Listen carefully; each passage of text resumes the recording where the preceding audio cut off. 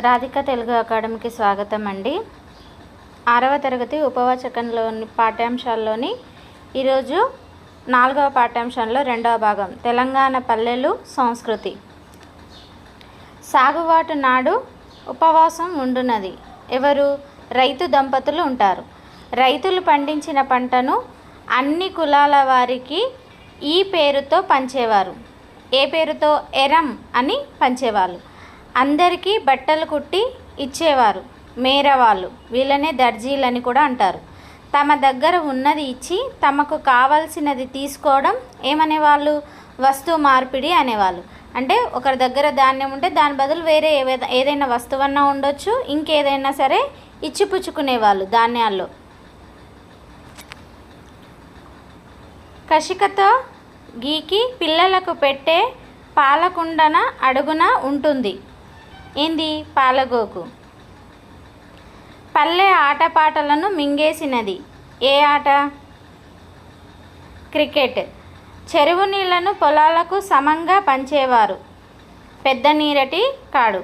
వీళ్ళ పదవి ఎట్లా ఉంటుందంటే వంశపారంపర్యంగా వస్తుందంట. చిన్న నీరటి గాళ్లను నియమించుకునేది ఎవరు? రైతులు. లగ్గాలప్పుడు మైలపోలు తీసేవారెవరు? మంగలివారు. సన్నాయి వాయించినది ఎవరు? బత్తినివారు. లగ్గాలలో పూలు అల్లి ఇచ్చేది తమ్మలివారు. పోలుముంతలు కూరాటి కుండలు ఇచ్చేవారు కుమ్మరివారు. ధాన్యాన్ని నిల్వ చేయడానికి ఉపయోగించే గది గరిసె, అర లేదా గాది అని కూడా అనేవాళ్ళు. పల్లె ప్రజల వినోదాలు నాటకాలు, యక్షగానాలు, బుర్రకథలు, ఒగ్గు కథలు, చిందు భాగవతాలు, ఇవన్నీ కూడా పల్లెల్లో ఒకప్పుడు బాగా ప్రసిద్ధి చెందినవి. ఇవి పల్లె ప్రజలకు టైంపాస్గా ఉండేది. లగ్గాలలో పత్రికలు పంచి సమాచారం ఇచ్చేటి వారు ఎవరు అంటే చాకలి వాళ్ళు. అప్పట్లో లగ్గాలు అంటే పెళ్ళిలో పత్రికలు ఇచ్చేవాళ్ళంట. ఇది మన తెలంగాణ పల్లెలు సంస్కృతి 6వ తరగతిలోని ఉపవాచకం పాఠ్యాంశంలోని ముఖ్యాంశాలు.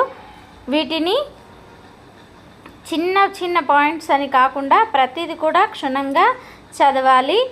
వీటి నుంచే మనకు బిట్స్ వచ్చే ఛాన్సెస్ ఉంటాయి. అది టెట్ వాళ్ళకి తప్పనిసరిగా, ఎస్జిటి వాళ్ళకు మెయిన్గా ఎస్జిటి వాళ్ళు ఇవి తప్పకుండా చదవాలి. తప్పకుండా గుర్తుపెట్టుకోండి. నా ఛానల్ని ఫస్ట్ టైం చూసేవాళ్ళు సబ్స్క్రైబ్ చేసుకోండి, షేర్ చేయండి, లైక్ చేయండి. Thank you.